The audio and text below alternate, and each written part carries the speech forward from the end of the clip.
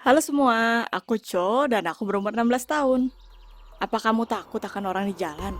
Seseorang akan berkata, "Sst, jika kamu takut akan semua orang, kamu akan berhenti untuk pergi ke jalanan." Dan jawabanku adalah, tonton video ini sampai akhir dan temukan bagaimana satu perjalanan dengan orang asing di lift berakhir untukku.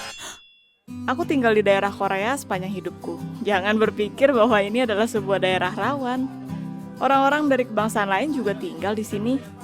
Hanya saja di kota kami semua orang dari Korea Selatan, mulai dari yang datang di generasi sebelumnya tinggal di area yang sama. Ini sering berujung menjadi masalah, tapi untukku, aku sangat menyukai keadaan ini. Suatu saat aku pergi ke gang gelap dengan seorang pria kulit putih, dan dia mulai menggodaku, dan aku masih kecil. Aku sudah diberitahu untuk berhati-hati. Aku mulai berteriak meminta tolong. Di tempat lain tidak akan ada orang yang menolongku, tapi tidak di sini. Tetanggaku mendengarku dan tidak membiarkan orang brengsek ini pergi begitu saja. Aku semakin mencintai orang-orang ini, tapi karena insiden ini, aku menjadi sangat gugup dan takut. Sekarang bayangkan apa yang terjadi padaku ketika seorang pria kulit putih yang sama ada denganku di lift.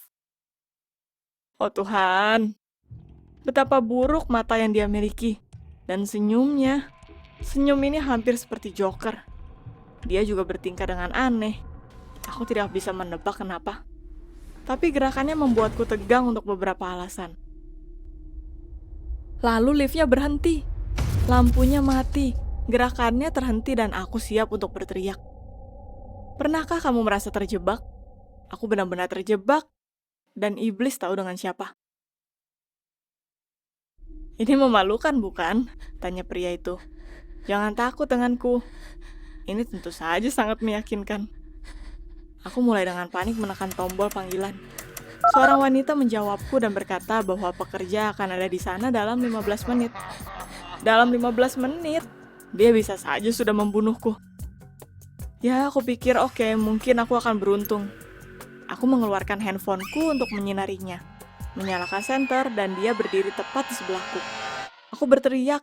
Baru segera dia mundur. Kita berdiam untuk sementara waktu dan lalu dia berkata, "Kamu tahu, kamu harum. Apakah itu normal?" Aku bergeser ke pintu, jadi aku bisa menjadi yang pertama keluar segera setelah ini terbuka. Dan dia masih tersenyum dan menatap ke arah tempatku berdiri. Dan lalu liftnya tersentak. Hatiku melompat ke tenggorokan. Dan aku menjatuhkan teleponku. Aku mulai mencari di lantai dan mendengar suara si maniak. "Apa kamu kehilangan ini?"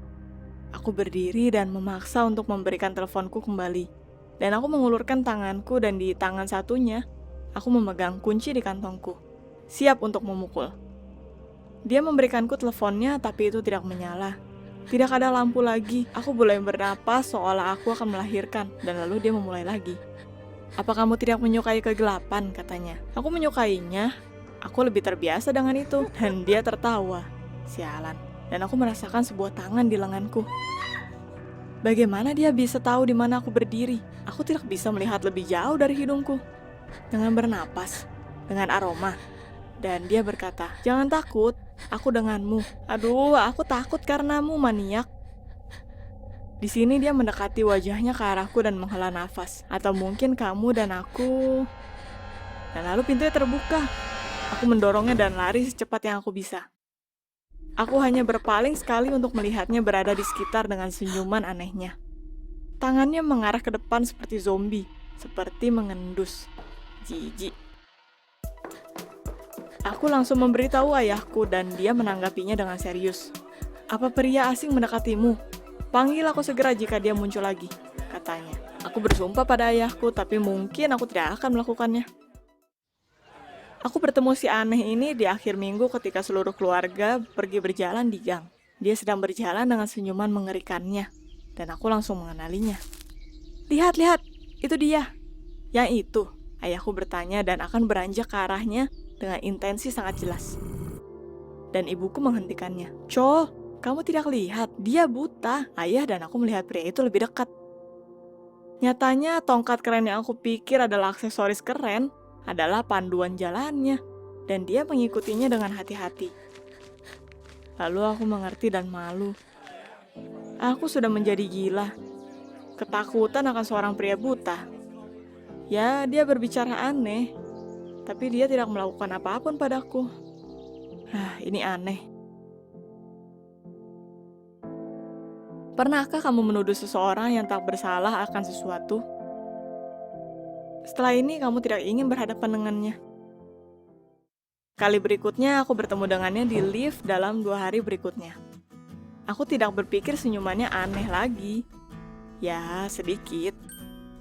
Kita terdiam untuk beberapa saat dan lalu dia berkata, "Aku menyadarimu dari parfummu." Aku merona dan berkata bahwa aku meminta maaf bahwa aku kabur. Bahwa aku takut akan lift dan orang asing di lift. Dia mengajak berjalan dan aku setuju. Selama percakapan kami, aku banyak belajar tentangnya. Namanya adalah James, dan dia mendapatkan apartemen di rumah kami dari pamannya. Orang tua James sudah meninggal dan sekarang dia tinggal dengan tantenya yang adalah walinya. Aku ingat orang di lantai 5. Ya, paman Pon baru saja dikubur dan ada 3 wanita marah yang dia tinggalkan. Istrinya, adiknya, dan ibunya. Para wanita yang tidak menyenangkan. James tidak tersinggung. Dia berkata bahwa dia juga tidak tahan dengan mereka dan mulai pergi tanpa mereka. Walaupun mereka melarang segalanya. Termasuk mencari sebuah pekerjaan. James dan aku bertemu untuk berjalan lagi, dan lebih sering. Suatu hari aku bertemu dengan salah satu tantenya di lift. Kata per kata, aku berkata padanya bahwa James bukan anak kecil yang harus dilindungi, dan bahwa dia dan relatifnya harus memberinya kebebasan. Apa yang dia katakan? Kata-kata rasis yang buruk. Aku tidak mengatakan apapun pada wanita menjijikan ini, tapi yakin bahwa James harus diselamatkan dari keluarga buruk ini. Jadi aku menghubunginya malam itu, ketika dia biasanya ada di rumah dan berusaha mengajaknya keluar untuk berjalan tanpa sepengetahuan tantenya. Dia sangat gugup dan khawatir kalau mereka akan marah, tapi aku tidak mendengarkannya.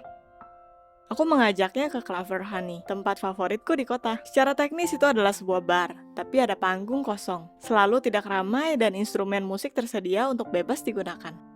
Aku membantu James memainkan marimba untuk pertama kalinya, maracas, dan aku memainkan janggu. James sangat senang. Dia berkata dia selalu ingin membeli piano. Tapi awalnya keluarganya tidak mempunyai uang, dan lalu setelah pamannya meninggal, tantenya tidak membiarkan dia menggunakan warisannya. Apa? Aku sangat terkejut dengan apa yang James katakan. Dan kita berlanjut. Ya, dia adalah pewaris uangnya dan dia berumur 18 tahun. Tapi tantenya secara teknis adalah wali yang tidak nyata. Dan maka dari itu mereka bertanggung jawab akan pengeluarannya. Jadi dia tidak pergi ke bar karena dia tidak bisa membayarnya sendiri. Aku tidak menyia-nyiakan waktu dan menemui tetangga yang bekerja sebagai pengacara. Kita lebih suka menyelesaikan masalah dengan bantuan teman. Aku menjelaskan situasinya kepadanya dan dia memintaku untuk mengenalkannya dengan James. Jadi dia bisa melihat semua dokumennya. Dokumennya ada di lemari tantenya dan tidak ada cara mudah mencapainya. Jadi aku pergi ke rumah James, membuat kekacauan dan mengalihkan perhatian wanita gila dan berisik ini. Sementara James mengambil semua dokumen yang bisa dia dapatkan. Aku dilarang untuk memasuki rumahnya lagi, tapi ini tidak menggangguku sama sekali. Aku senang bahwa rencana kami berhasil.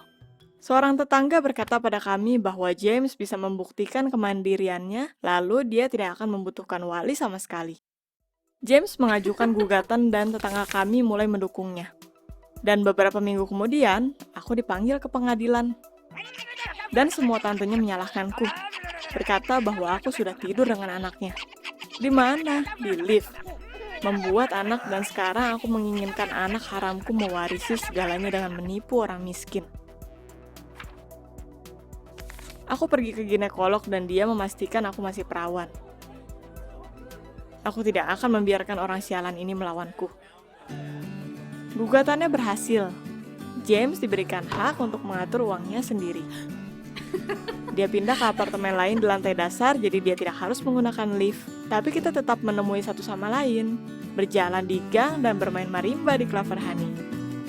Apa yang akan kamu lakukan jika kamu terjebak di lift dengan orang asing yang mengerikan? Atau mungkin kamu adalah orang asing itu yang membuat orang merasa terjebak? Beritahu kami di komentar dan subscribe ke channel kami.